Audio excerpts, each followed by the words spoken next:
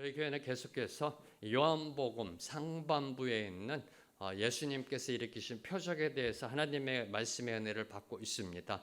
그리고 이 표적의 은혜 후에는 이제 하반부에 다락방 강화라고 하는 요한복음 13장부터 11장의 말씀은 저희들이 한 구절 한 구절 주님의 음성의 그 은혜를 받고자 합니다. 지난주에는 제가 못 나왔죠, 그죠? 그 지난주. 네, 지난주에 저희들이 살펴보았던 오병이어의 기적 한번 여러분이 기억을 되살려 보시고요. 오병이어의 기적을 경험한 사람들 남자만 5천 명 중에 과연 몇 명이나 예수 믿어 구원받았을까? 한번 상상해 봤으면 좋겠습니다. 과연 몇 명이나, 아니 도시락을 내놓은 그 어린아이는 예수 믿어 구원받았을까? 이 질문을 던지게 됩니다. 그래서 이 질문을 우리 마음에 담고 이제 오늘 드디어 바다 위로 걸어 배에 가까이 오심이라는 그 예수님의 표적을 듣고자 합니다. 오늘 말씀 예수님이 구원자 그리스도 되심, 구원자 메시아 되심과 그리고 자연도 다스리시는 창조주 주권자 되심을 증거하시는 표적입니다.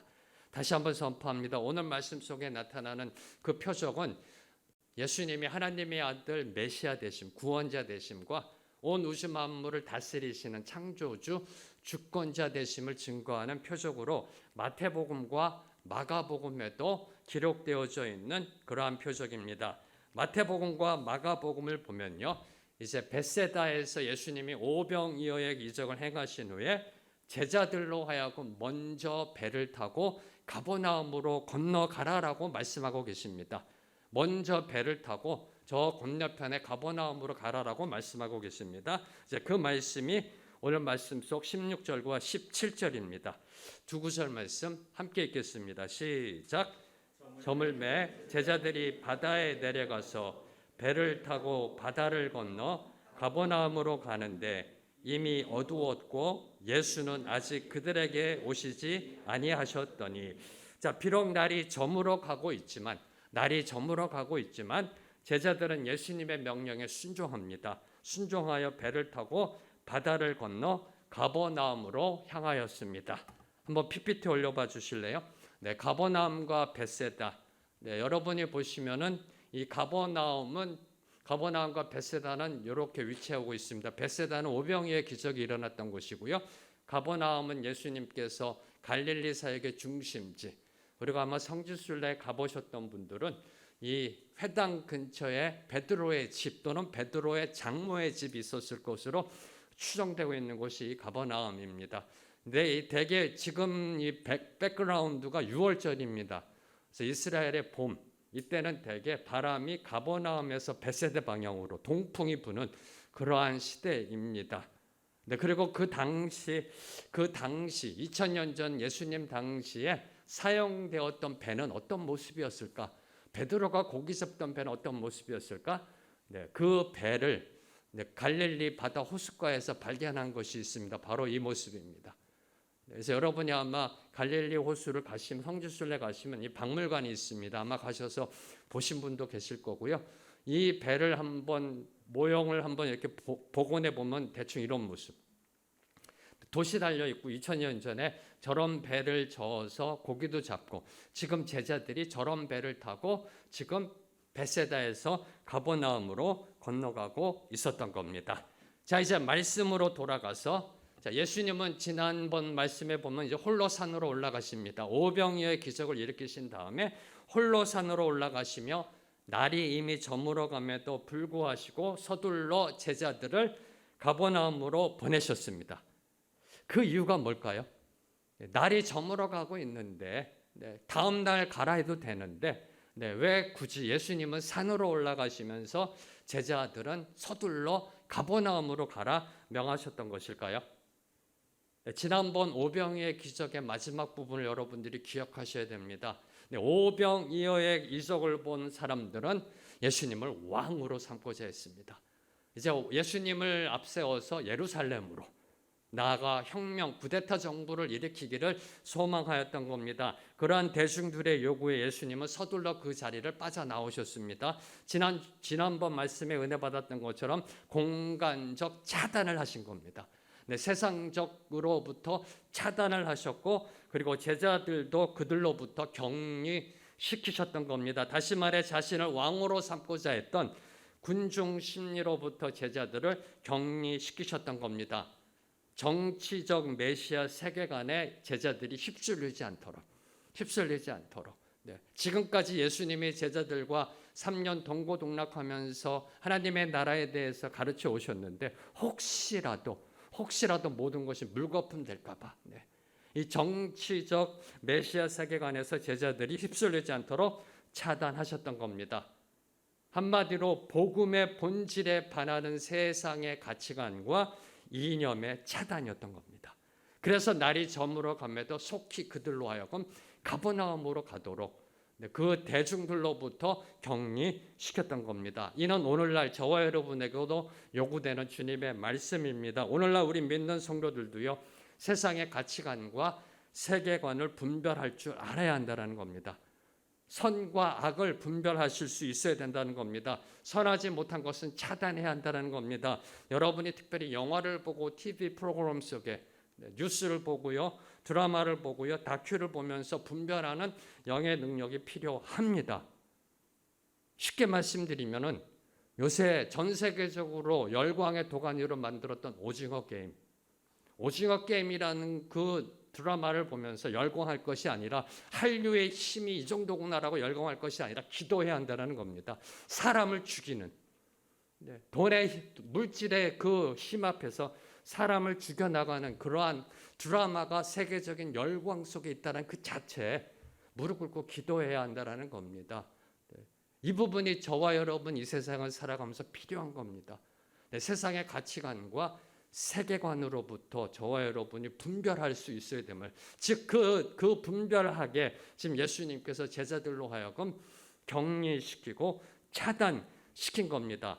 자, 오늘 말씀 17절을 보면 제자들이 바다를 건너가는 도중에 날이 어두워졌음을 언급합니다. 이미 어두웠고. 네. 자, 그러면 대략 몇 시쯤이나 됐을까요? 날이 저물어 감에도 제자들은 예수님의 말씀에 순종해서 아까 봤던 그런 배, 돛담배를 끌고 이제 베세다에서 가버나움으로 갑니다. 가는 도중에 날이 어두워졌다라고 되어 있습니다. 대략 한 몇 시쯤이나 됐을까요? 이 마태복음과 마가복음을 보면 예수님이 제자들에게 오신 시간이 밤 4경, 오늘날로 얘기하면 새벽 3시부터 6시 사이, 한밤중이었음을 알 수가 있습니다. 그 한밤중이 되도록 예수님이 아직 오시지 않았음을 사도 요한은 17절에서 언급하고 있는 겁니다. 예수는 아직 그들에게 오시지 아니하셨다. 예수는 아직 그들에게 오시지 않으셨다라고 기록하고 있습니다. 자, 이런 예수님 없이 항해하는 제자들의 앞길이 불길할 것을 암시하는 겁니다. 이게 오늘 표적의 시작입니다. 날이 저물어가며 배를 타고 건너갑니다. 이미 어두워졌습니다. 그때도 예수님이 안에 계십니다. 이게 오늘 표적의 시작이라는 겁니다. 예수님이 안에 계신 인생은 짙은 어두움의 안개가 깔려있는 곳을 항해하는 것과 같다라는 겁니다. 이것이 오늘 표적의 시작이고요. 그리고 이런 불길함과 불안함은 갑자기 불어닥친 돌풍으로 인해 극에 달합니다. 18절 말씀 함께 읽겠습니다. 시작. 큰 바람이 불어 파도가 일어나더라. 큰 바람이 불어 파도가 일어나더라. 헬라어 원문을 보면 이 18절은 게다가라는 접속사로 시작합니다. 게다가라는 접속사로 시작합니다. 무슨 뜻일까요? 이미 날이 어두워졌습니다. 앞을 분간할 수도 없습니다. 네, 지금이야 도시적인 불빛이 있지만 2000년 전입니다. 네. 앞이 분간할 수 없을 정도로 날이 어두워졌고 깜깜합니다. 그런데 설상가상으로 세찬 바람까지 불어와 위기가 고조되고 있음을, 왜요? 아직 예수님이 오시지 않았기 때문에 그 위기가 고조되었음을 암시합니다. 아까도 말씀드렸던 것처럼 갈릴리는 겨울과 봄에요 동풍이 붑니다. 가버나움에서 벳세다 방향으로. 근데 지금 제자들은 역풍으로 가고 있는 겁니다. 벳세다에서 가버나움으로 맞바람을 맞으며 지금 가고 있는 겁니다. 그리고 갈릴리 바다는, 갈릴리 호수는요, 그 예기치 않은 급격한 기류 변화로 인해서 자주 돌풍이 일어나고 큰 파도가 일어났습니다. 특히 밤중에 밤이 되면은 이 산 위에서 골란공원하고요, 그리고 저쪽 가버나움 건너편에는 산 골짜기에서 내려오는 그 찬 공기로 인해서 예상치 않은 거칠고 사나운 풍랑이 발생하기도 합니다. 저도 개인적으로 이스라엘 성지순례 갔을 때 2월 달에요, 갈릴리 호숫가의 방갈로에서 제가 묵은 적이 있습니다. 그때 밤에 한숨도 잠을 못 잤습니다. 이 큰 풍랑이 있는 소리 때문에. 그래서 이 밤에는, 특별히 겨울이 봄에는요, 예기치 않은 이 차가운 공기의 그 기류 변화로 인해서 갈릴리 호수에 풍랑이 일어납니다. 자, 제자들은 앞을 분간할 수 없는 한밤중에 이 맞바람입니다. 동풍으로 인해 돛을 펼 수도 없습니다. 지금이야 엔진이지만 그때는 돛이고요, 돛과 노를 저어서 항해할 수밖에 없는 배입니다.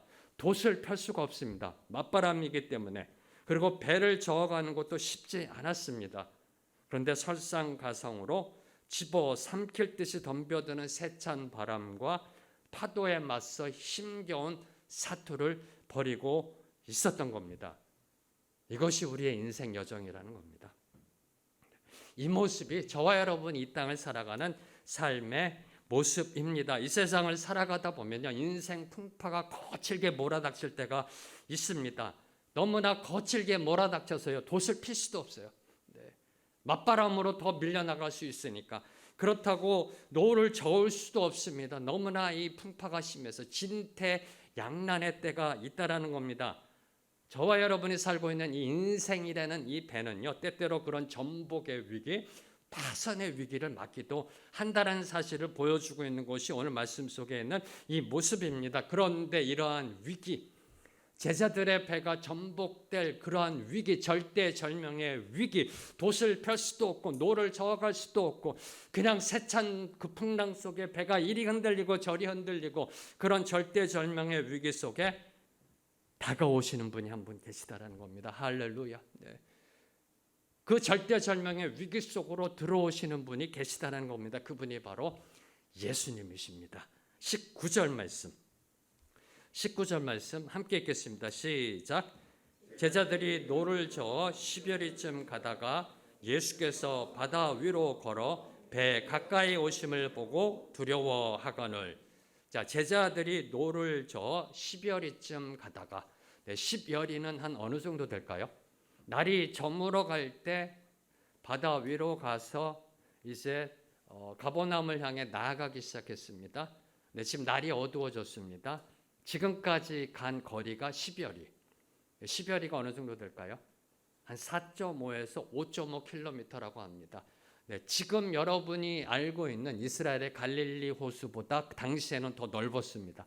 물이 많이 빠졌다고 하더라고요. 지금 그때 비해서. 그때는 더 지금보다 더 큰 바다와 같은 그러한 호수였습니다. 참고로 벳세다에서 가버나움까지는 약 8km 정도.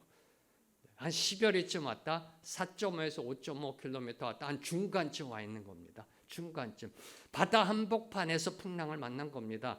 소위 어떤 세상 학자들이 이야기하듯이 바닷가에서 이 풍랑을 만났고 바닷가에서 예수님이 오신 게 아니라는 겁니다. 10여리쯤 4.5에서 5.5km 벳세다에서 가버나움까지 중간 정도 왔을 때 바다 한복판에 이르렀을 때 돌풍과 거친 파도를 만나 힘들게 사투를 벌이고 있을 때 그때 바로 예수님이 제자들을 향해 다가오셨다라는 겁니다. 바닷가가 아니라는 겁니다. 이게 10열이라는 이 단어 속에 들어가 있는 겁니다. 바다 한복판에서 풍랑 속에서 예수님이 다가오셨습니다. 어떻게 오셨나요? 오늘 말씀을 보면은 바다 위로 걸어. 바다 위로 걸어. 왜 바다 위로 걸어오셨을까요? 나는 하나님의 아들이야. 너에게 보여줄게라고 이렇게 뽐내려고 그러셨나요? 아니요. 밤에는 배가 없어서. 밤에는 배가 없어서. 그것도요. 지금 거친 풍랑이 있는 밤바다를 향해 나아갈 배가 없었던 겁니다. 그럼 어떡하세요? 걸어가셔야지. 걸어가셔야지. 여러분이 이 복음서나 성경을 보면은 예수님이요 신적 능력을 막 함부로 오용하시고 남용하시는 분이 아니십니다. 하나님이 만드신 자연 질서에 순응하시고요. 특별히 예수님 자신을 위해서 그 신적 능력을 사용하신 적이 한 번도 없습니다. 만약에 배가 있었으면 예수님 배 타고 가셨을 겁니다. 배가 없어서 그리고 사랑하는 제자들이 지금 위기 속에 있으니까 걸어가신 겁니다. 예수님이 바다 위로 걸어가셨다. 뭘 뜻할까요? 뭘 보여주고 있을까요? 자연 법칙을 초월하시는 분, 중력을 초월하시는 분, 그렇죠? 네. 인간이 알고 있는 자연 법칙 속은 물 위에 뭔가를 놓으면 중력이 있으면 빠지게 되어 있습니다.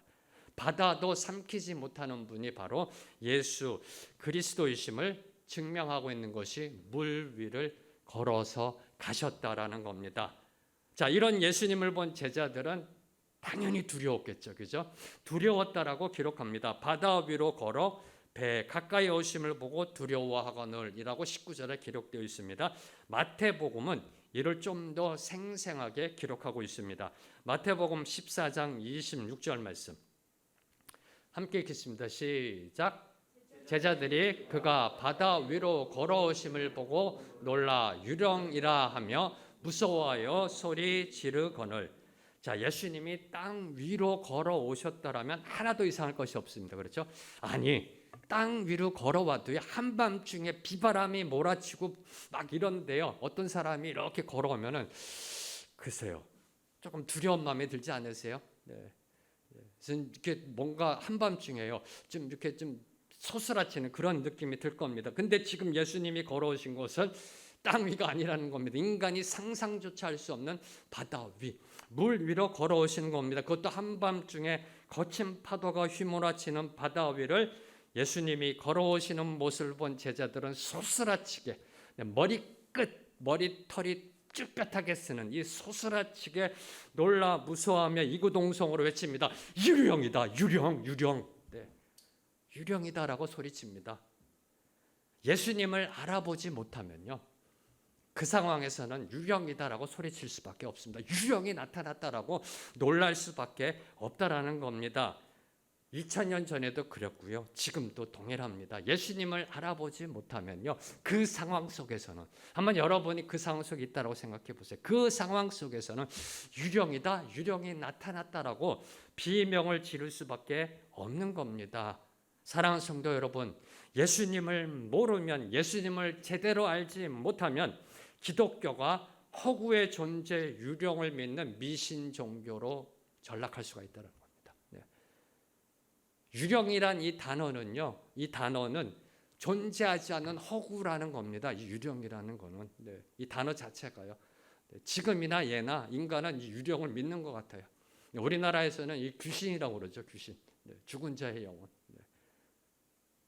예수님이 누구인지 모르면 기독교가요, 허구의 존재, 유령을 믿는 미신 종교로 전락할 수 있다는 겁니다. 인간이 만들어낸 헛개비를 믿는 종교, 요술램프 진리를 믿는 그러한 종교로 변질될 수 있다는 겁니다. 인본주의적 샤머니즘으로 신앙이 타락하게 된다는 겁니다. 예수님을 모르면, 예수님을 알아보지 못하면, 예수님이 누구인지를 제대로 모르면 기독교가, 여러분의 신앙이 이런 유령 종교로 변질될 수 있다는 겁니다.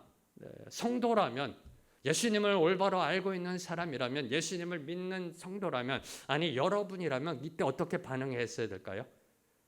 여러분 같으면 어떻게 반응하셨을까요? 유령이다라고 소리치셨을까요? 어떻게 반응해야 됐을까요? 저는 이 부분을 묵상하면서 우리 생명의 길교회 성도님은 두 가지의 반응을 했을 것 같아요. 예수님 살려주세요. 또 하나는 야 이제 살았다. 그죠? 두 가지 반응을 했을 것 같아요. 우리 생명의 길교회 성도님은. 왜요? 예수님을 아니까 여러분들은. 예수님이 걸어오시니까 예수님 살려주세요거나 또는 야 이제 살았다. 이렇게 반응해야 되는 것이 성도의 모습 아닐런지요. 그렇죠? 그게 저희 생명의 길교회 성도들입니다. 저는 믿습니다. 왜요? 주님이 세우시는 주님의 교회 성도들이기 때문에.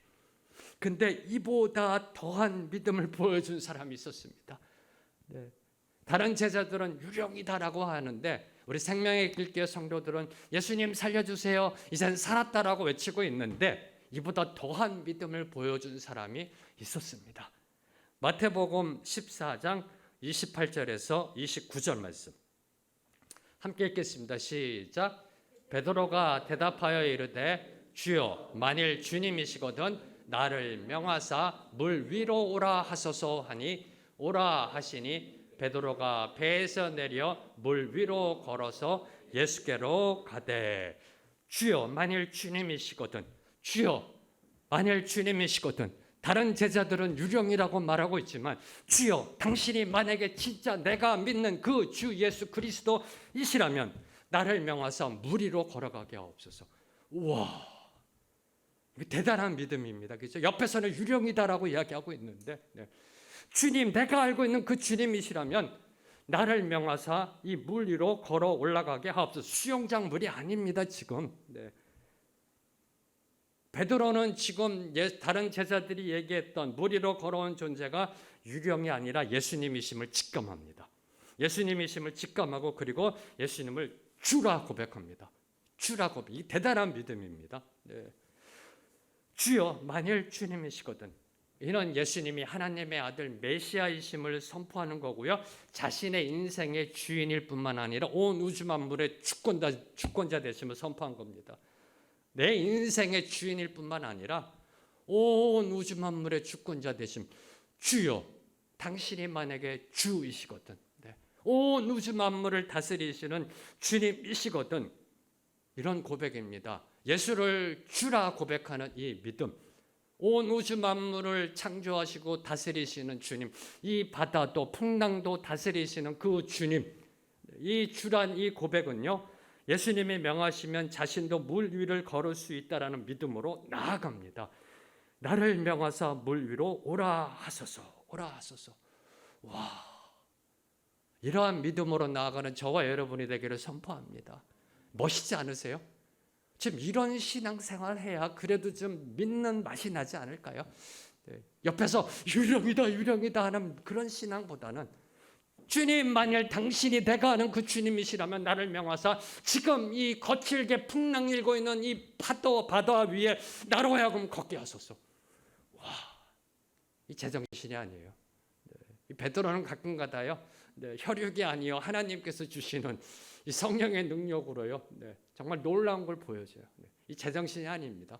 물 위로 걸어오게 하소서. 베드로는 이제 예수님이 오라 하시니 그 말씀에 주저함 없이 배에서 내려 예수님을 향해 물 위로 걸어갔습니다.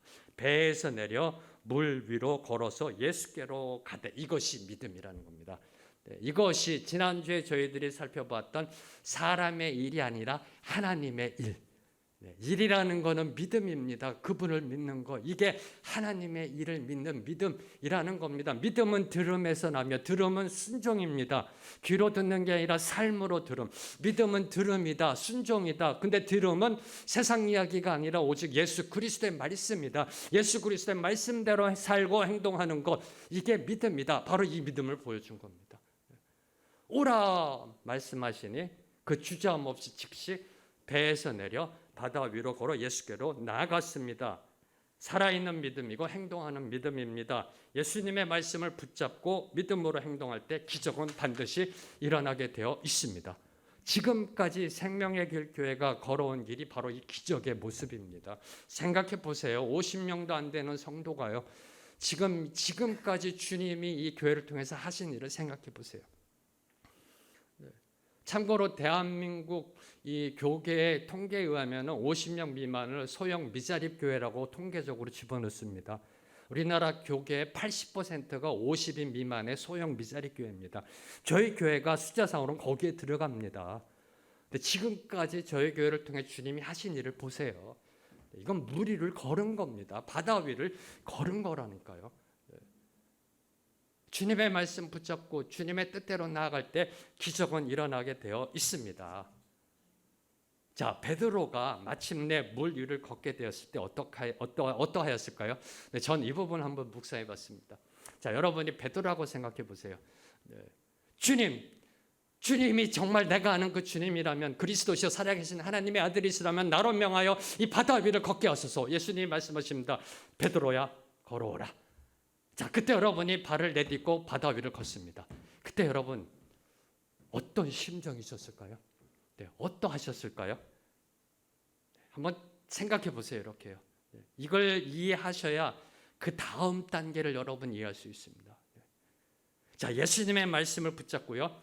배에서 내려 물 위에 첫걸음을 내딛었을 때, 배 위에 물 위에 첫걸음을 내딛었을 때, 그때 내가 물 위를 걷고 있다라는 이 영적 흥분과 감동이 밀려오지 않았을까요? 다시 말씀드리면 이제 성령의 은혜가 폭포수같이 임하는, 성령의 은혜가 폭포수같이 임하는 그런 상황입니다. 두 번째 발걸음을 옮겼을 때는 기쁨의 찬양이 절로 나왔을 겁니다.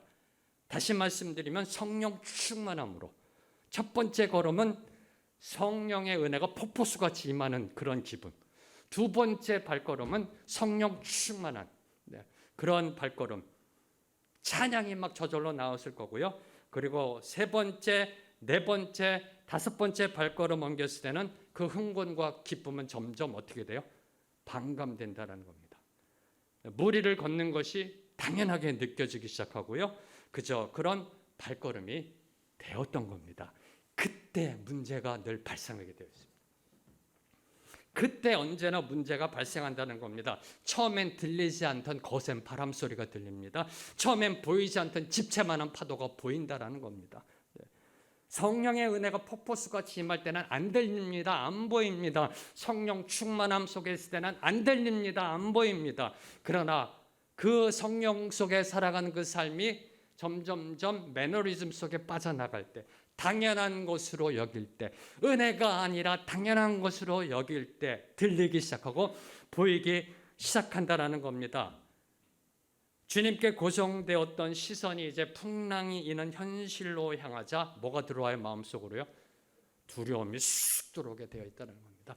두려움이 마음속으로 쑥 들어오는 그 순간 바닷속으로 빠지게 되어 있다는 겁니다. 그래서 성경은 이야기합니다. 선줄로 생각하는 자는 넘어질까 조심하라.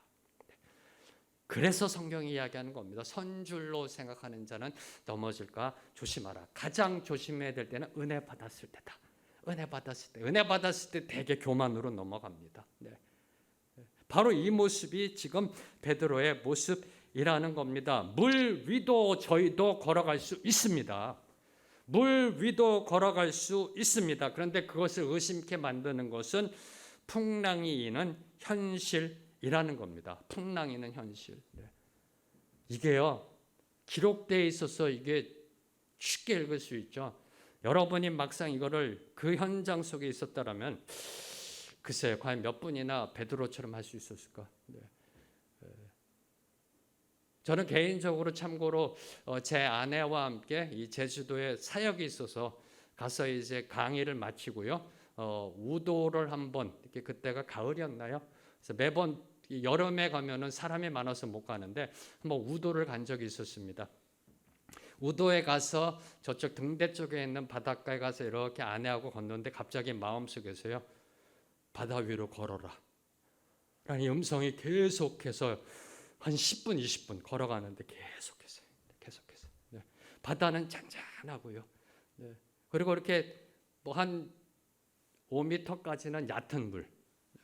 뭐 걸어가도 뭐 이렇게 뭐 생명의 위험이 없는. 네. 그런데 한 발짝도 못 뛰겠더라고요. 한 발자국도. 네. 제 아내가 뭐 하고 있는 거냐라고 그럴까봐. 네. 여러 가지 생각들이 만감이 교차하더라고요. 이게 쉽지 않다라는 겁니다. 전 아직도 그때요. 그때 어떻게 했어야 되는가 늘. 네. 그게 주님의 음성이었나? 아니면 내 개인적인 어떤 생각이었나? 네. 한 10분에서 20분을 그 바닷길로 들어가는데 주님이 물 위로 걸어라. 물 위로 걸어라. 네. 쉽지 않다라는 겁니다. 한낮이었고요. 네. 평온한 날씨였고 파도 하나 없었고 한 5m까지는 뭐 무릎까지도 차지 않는 그런 바다도 한 발자국도 내디딜 수 없었다. 쉽지 않은 겁니다. 근데 베드로는 그 발을 내디뎠습니다. 네. 근데 그 기적을 의심케 만든 거, 실족하게 만든 게 뭐라고요? 현실. 현실. 네. 우리의 현실이 늘 항상 우리의 신앙의 발목을 잡는다는 겁니다. 예수님이 아닌 거친 바람을 보면 물속으로 가라앉게 되어 있습니다. 예수님으로부터 시선을 돌리면요, 우리의 마음이 나누어지게 되어 있습니다. 마음이 나누어지면 염려가 쑥 들어옵니다. 이게 성경이 말하는 염려하다라는 단어입니다. 염려하다라는 단어는 마음이 나뉘어진다라는 뜻입니다. 하나님으로 향했던 마음이 세상을 향해 나눠질 때 염려, 불안, 걱정, 근심이 쑥 들어와서 실족하게 된다는 겁니다. 세상의 거친 파도와 풍랑을 보면요, 그 어느 누구도 두려워하지 않을 수 없습니다. 두려워하는 게 당연한 겁니다. 인간이기 때문에. 네. 세상의 거친 파도와 풍랑을 보면 두렵습니다. 무섭습니다. 그리고 그 두려움은 예수님을 바로 보지 못하게 만들고 말씀의 능력을 의심하게 만들고 결국 실족하게 만든다는 겁니다. 결국 물속에 빠지게 만들어 버린다는 겁니다. 이때 어떻게 해야 할까요? 이때 어떻게 해야 될까요? 물에 빠졌을 때 어떻게 하는가요? 자, 마태복음 14장 30절과 31절 말씀 함께 읽겠습니다. 시작. 바람을 보고 무서워 빠져가는지라 소리 질러 이르되 주여 나를 구원하소서 하니 예수께서 즉시 손을 내밀어 그를 붙잡으시며 이르시되 믿음이 작은 자여 왜 의심하였느냐 하시고 바람을 보고 무서워하여 빠져갑니다. 이때 베드로가 이야기합니다. 주여 나를 구원하소서. 이걸 기억해야 된다는 겁니다. 네. 저희들이 이 위기에 빠졌을 때, 물에 빠졌을 때 어떻게 해야 되나? 나는 어부야.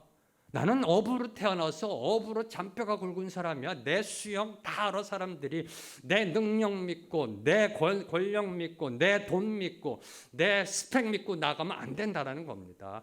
네. 저 예수는 목수야. 나는 어부야. 지금 바다에 빠졌어. 그래 내가 수영해서 나아가지 뭐. 나 그래도 수영 잘해. 어렸을 때는 이 갈릴리를 몇 번이나 횡단했었어. 이게 아니라는 겁니다. 이게 아니라는 겁니다. 네. 자기 자신이 정말 수영의 전문가이고요, 어부이고요, 능력이 출출하다 할지라도 그 상황 속에 오직 주님을 바라보며 신뢰하며 주님을 의지해야 된다는 겁니다. 주여 나를 구원하소서. 이게 정답이라는 겁니다. 이게 정답이에요. 근데 대부분의 사람들은 이 정답으로 가는 그 기간이요, 그리 짧지 않다는 거예요. 다 해볼 거 해보고 힘든 일 다 겪어보고 터질 거 다 터진 다음에 끝에 가서 무릎 꿇어요. 만약에 오늘 베드로가요, 자기가 한번 살아보겠다고 허우적거리면서 막 헤엄쳤다고 생각해 보세요. 물 먹을 거 다 먹고 거의 죽게 되었을 때 주님 살려주세요 해서 살아났을 거라고요. 현명한 겁니다. 현명한 겁니다.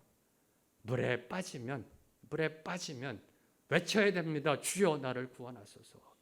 주여 나를 구원하소서. 외칠 수밖에 없다라는 겁니다. 여기서 저희들이 주목하는 것은, 자, 베드로로 하여금 말씀만으로도 물 위를 걷게 하셨습니다. 누가? 예수님이. 자, 그러면 예수님이 말씀으로 베드로야 물 위로 올라오라라고 하실 수도 있지 않았을까요? 말씀으로만 베드로를 물 위로 걷게 하셨습니다. 그런데 오늘 말씀을 보면 예수님은 손을 내밀어 베드로를 붙잡으셨다. 마태복음에 보면요, 예수께서 즉시 손을 내밀어 그를 붙잡으셨다. 아니, 말씀으로만으로도 베드로를 구원할 수 있었는데 베드로를 붙잡으셨다. 뭘 의미할까요? 이 세상을 살아가는 저와 여러분에게 어떤 메시지가 있는 걸까요? 시편 37편 24절 말씀 함께 선포합니다. 시작. 그는 넘어지나 아주 엎드러지지 아니함은 여호와께서 그의 손으로 붙드심이로다. 아멘, 할렐루야. 이거를 선포하시고자 하셨던 겁니다. 넘어지나 실족하나 아주 넘어지지 않는 것은 그분이 저와 여러분을 붙잡고 계시다는 겁니다. 그 누구도 예외 없이 하나님의 백성들은 하나님이 붙잡고 강한 오른팔로 붙잡고 계시다라는 겁니다. 성도라 할지라도, 목사라 할지라도, 장로라 할지라도 환난이나 시험 앞에서 실수 또는 연약해서 넘어질 수 있습니다. 죄를 지을 수도 있습니다. 그런 우리들을 주님은 그냥 그대로 내버려 두지 않으신다라는 겁니다. 단순히 말로만 우리를 일으켜 세워주신 것이 아니라 터치하신다는 겁니다. 다가오셔서 손 내밀어 주십니다. 다시 우리를 일으켜 세워주신다는 겁니다. 얼마나 감사한지요. 이거를 보여주시는 게 손 내밀어 그를 붙잡아 일으켜 세우셨다는 겁니다. 오늘도 주님은 저와 여러분의 위기 속으로 들어오십니다. 인생의 풍랑 속 시련 속으로 들어오십니다. 들어오셔서 말씀하십니다. 그리고 손을 내밀어 저와 여러분을 붙잡아 주십니다. 얼마나 감사한지요. 네. 이분이 주 예수 그리스도이십니다. 20절과 21절 말씀 함께 읽겠습니다. 시작. 이르시되 내니 두려워하지 말라 하신대 이에 기뻐서 배로 영접하니 배는 곧 그들이 가려던 땅에 이르렀더라. 자, 이제 예수님은 거친 풍랑 속에 유령을 보았다며 두려워 떨고 있던 제자들을 향해 내니 두려워하지 말라라고 선포합니다. 아마도 요 전에 베드로의 사건이 있었을 거고요. 이제 베드로가 일어나 배로 올라간 다음에 제자들을 향해 예수님이 이렇게 선포하셨습니다. 내니 두려워하지 말라. 지금 풍랑은 계속 일고 있습니다. 거친 바람은 불고 있고요. 집채만한 파도가 몰려오고 있고요. 배는 계속해서 좌우로 흔들거리고 있고요. 자, 이런 두려움에 사로잡혀 있는 제자들을 향한 예수님의 첫 번째 말씀은 내니 나다라는 겁니다. 나다. 물에 빠져 죽을지도 모르는 급박한 상황 속에서 웬 뜬금없이 나다라고 말씀하셨을까요? 네. 생각해 보세요. 지금 절대절명의 위기라니까요. 바람이 불어 막 배가 넘어갈 것 같고요. 지금 베드로는 또 깝죽대서 나갔다 물에 빠져가지고 물에 빠진 생쥐처럼 다시 겨우 또 들어왔고요. 막 이런 상황 속에 지금요. 네. 이런 막 상황 속에 예수님이 첫 번째 하신 말씀 나다. 뜬금없지 않은데요. 네, 나다. 왜 뜬금없이 이런 말씀하셨을까요? 자, 나다가 지금 거세게 몰아치는 풍랑을 헤쳐나가는데 무슨 도움이 되나요? 여러분에게 어떤 도움이 되나요? 여러분의 인생 속에 풍랑이 하고 가정에 문제가 생기고요, 집안에 문제가 생기고 자녀들에게 문제가 생기는데 나다. 이 무슨 도움이 되나요? 무슨 도움이 되나요? 이 나다라는 거를 직역하면요, 나는 나이다라는 뜻입니다. I am I, 에고 에이미. 네, 에고 에이미. 바로 이 나다라는 표현은 과거 하나님이 모세에게 자신이 누구이신지를 보여주셨던 말씀입니다. 나는 스스로 있는 자다. I am who I am. 네, 나는 나다. 바로 이 선언을 하신 겁니다. 예수님은 제자들을 향해 바로 하나님이심을 선포하신 겁니다. 네. 왜요? 제자들이 예수님을 뭘로 봤기 때문에? 유령으로 봤기 때문에. 유령이다라는 인간적 외침을 향해 나다라는 신적 선포가 이루어진 겁니다. 네. 이 선포가 이루어지는 순간 모든 상황 끝난 겁니다. 뒤 결론 볼 필요도 없죠, 뭐. 그죠? 인간의 인본주의적 외침, 유령이다라는 그 외침 속에 하나님이 선포하십니다. 신적 선포가 이루어지는 겁니다. 유령이다? 아니다. 나다. 나. 하나님이다라고 선포하신 겁니다. 예수님은 제자들이 생각하는 것처럼 유령이 아니라 자연 만물을 다스리시는 주권자 하나님. 그 제자들이 절대적으로 의지해야 될 바로 그 예수님. 제자들이 두려워하지 말고 오히려 의지해야 될 바로 그 하나님이심을 예수님께서 선포하셨던 겁니다. 그게 나답니다. 유령이 아니라는 겁니다. 인간은 외칩니다. 힘들 때 외칩니다. 유령이다. 그때 하나님이 선포하시는 겁니다.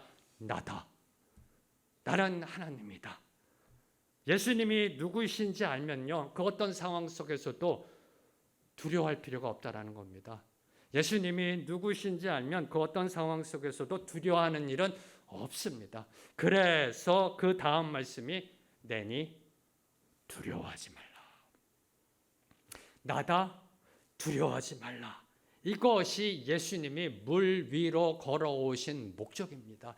이 말씀하시려고 걸어오신 겁니다. 이 말씀하시려고 나다 두려워하지 말라라고 말씀하신 겁니다. 비록 지금 거친 풍랑이 일고 있습니다. 배가 뒤집어질 것 같습니다. 그런데 두려워하지 말라라는 겁니다. 왜요? 온 우주 만물의 창조자 주권자가 지금 너희와 함께하고 있다. 지금 네가 보고 있는 사람은 유령이 아니다. 하나님이다. 그러니 두려워하지 말라라고 말씀하고 있는 겁니다. 다시 말해 거친 풍랑이 일고 있는 현실을 보지 말라라는 겁니다. 그 현실을 다스리시는 분, 그 현실을 다스리시는 분을 보라라는 겁니다. 지금 우리들이 살고 있는 그 삶의 현실을 보지 말고 그 현실도 다스리고 계시는 분, 이 코로나 사태도 이끌고 가시는 분, 저 우크라이나 전쟁도 다스리고 계시는 분, 그분을 바라보라라는 겁니다. 그분을 바라볼 때 문제 해결이 보이기 시작한다는 겁니다. 우크라이나 전쟁을 보면 답이 없습니다. 푸틴을 바라보면 답이 없습니다. 코로나 바이러스 백신을 바라보면 답이 없습니다. 그러나 그 현실을 다스리시는 주권자 하나님을 바라볼 때 문제 해결이 이루어진다는 겁니다. 이사야서 41장 10절 말씀, 10절 말씀 함께 선포합니다. 시작. 두려워하지 말라, 내가 너와 함께함이라. 놀라지 말라, 나는 내 하나님이 됨이라. 내가 너를 굳세게 하리라. 참으로 너를 도와주리라. 참으로 나의 의로운 오른손으로 너를 붙들리라. 믿으시는지요? 믿으시는지요? 네, 두려워하지 말라. 오늘도 변함없이 하나님은 선포하십니다. 두려움과 불안감에 빠진 제자들의 귀에 들려온 예수님의 음성, 낯익은 음성, 이 음성은 잃었던 마음의 평정을 되찾아 주었을 것입니다. 아, 주님이다. 아, 예수님이다. 네, 그 음성, 나다. 두려워하지 말라. 그 음성, 낯익은 음성, 그들의 마음속에, 두려워하던 마음속에 평정이 찾아왔을 거고요. 그리고 거친 바다와 맞설 수 있는 그 영적인 힘을 주었을 겁니다. 그래서 오늘 말씀을 보면 예수님의 음성을 들은 제자들은 이제 살았다 기쁨으로 주님을 영접합니다. 주여 어서 이 배 위로 올라오시옵소서. 배 안으로 모셨으며 목적지까지 무사하게 도착했다라고 오늘 말씀 속에 선포하고 있습니다. 가버나움까지 무사히 도착하게 되었음을 선포합니다. 21절 보세요. 이에 기뻐서 배로 영접하니 배는 곧 그들이 가려던 땅에 이르렀더라. 그들이 가려고 했던 그 목적지에 도달했음을 이야기하고 있습니다. 예수님이 함께 하시면 목적지까지 나아갈 수 있다라는 겁니다. 예수님이 함께 하시면 그 어떤 바람과 파도도 잔잔해집니다. 이 세상의 모든 만물과 법칙은요, 바로 창조주 주권자 예수님의 지배 아래 있습니다. 그래서 예수님과 동행해야 한다는 겁니다. 인생의 거친 바다를 안전하게 항해하여 목적지에 무사히 이르는 확실하고 유리한 길은 예수님과 동행하는 길이라는 겁니다. 다시 선포합니다. 거친 풍랑이 일고요, 맞바람이 불고요, 돛을 펼 수도 없고 노를 저어갈 수도 없는 그런 상황 속에서 어떻게 목적지까지 갈 수 있는가? 한 치 앞도 바라볼 수 없는 그 인생의 어두움 속에서 내 힘으로는 노 하나 저어 나갈 수 없는 그런 상황 속에서 어떻게 목적지까지 갈 수 있는가?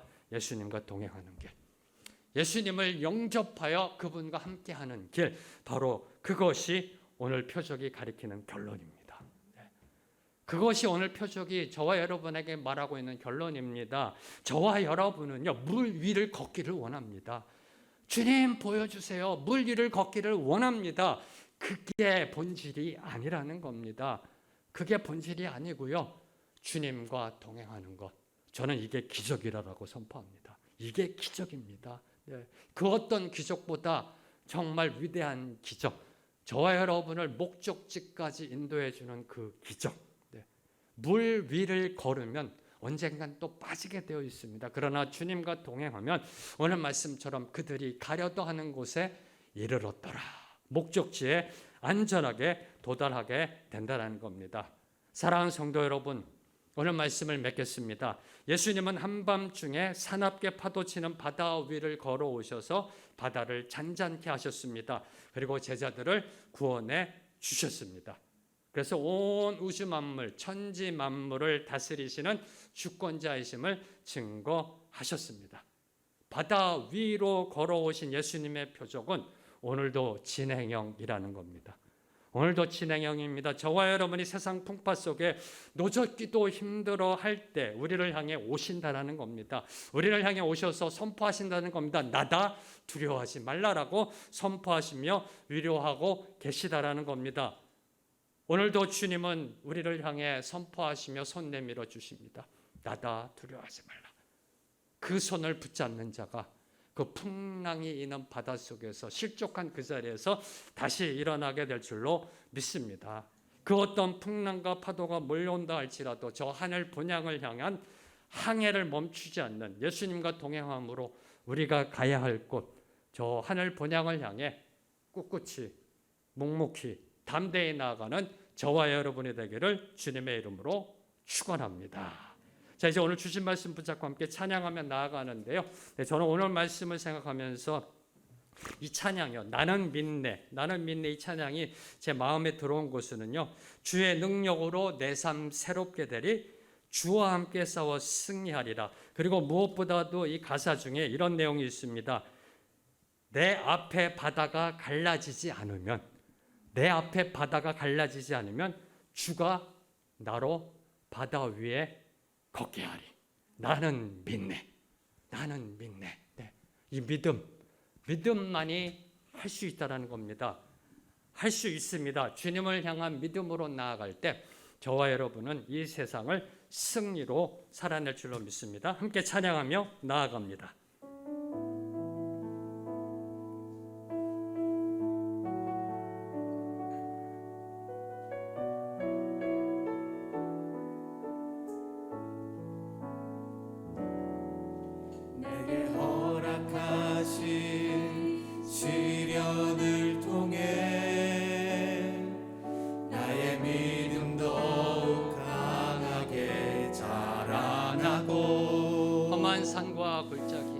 산과 골짜기 지나는 동안 주께 더 가까이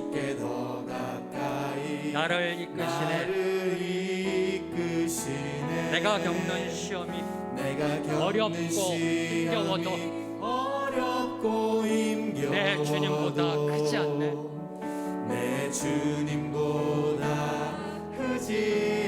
내 앞에 바다가 갈라지지 않으면, 내 앞에 바다가 갈라지지 주가 나로 바다 위 걷게 하리. 주가 나로 바다 위 걷게 하리. 나는 믿네. 나는 믿네. 주의 능력으로 내 삶 새롭게 되리. 나는 믿네. 나는 믿네.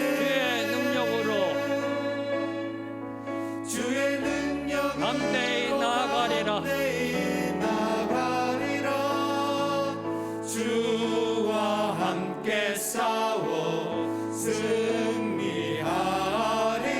날마다 믿음으로 나 살아가리. 한 번 더 고백합니다. 내게 허락하신 시련을 통해, 내게 허락하신 시련을 통해 나의 믿음 더욱 강하게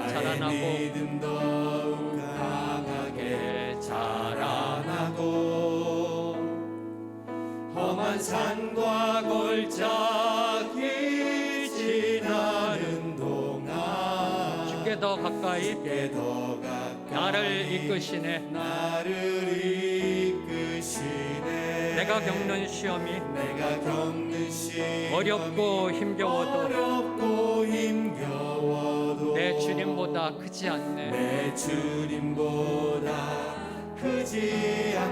내 앞에 바다가 갈라지지 않으면,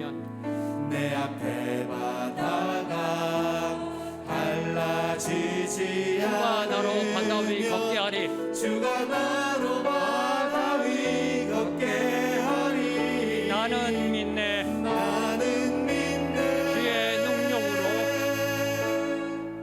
주의 능력으로 내 삶 새롭게 되리. 나는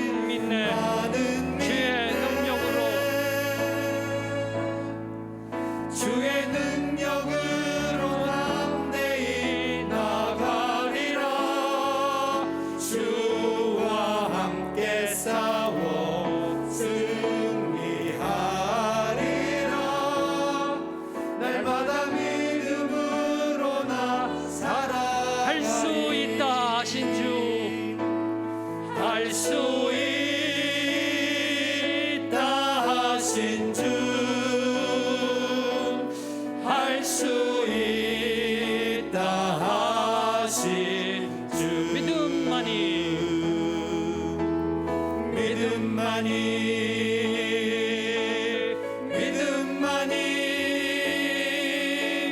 능력이라 하시네.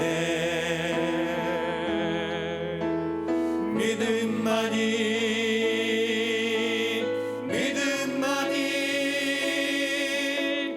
능력이라 하시네. 할 수 있다. 할 수 있다 하신 주, 할 수 있다 하신 주. 믿음만이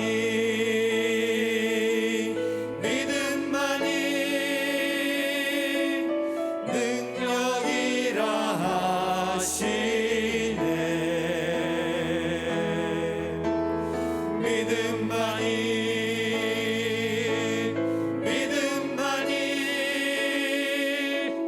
능력이라 하시네. 주님, 믿음만이 능력입니다.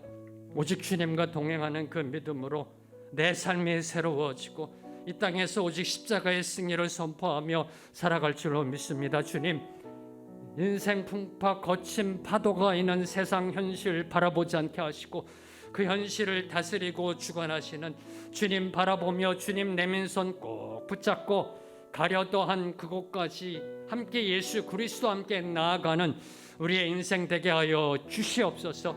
주님, 우리의 나아가는 길 바다가 갈라지지 않으면 주님이 그 바다 위로 걷게 하실 줄로 믿습니다. 할 수 있다 하신 주, 할 수 있다 하신 주 믿음으로 나아가오니 당신의 모든 백성들의 삶을 저 천국 본향으로 이끌어 주시옵소서. 주님 감사합니다. 감사합니다. 예수님의 이름으로 기도합니다. 아멘.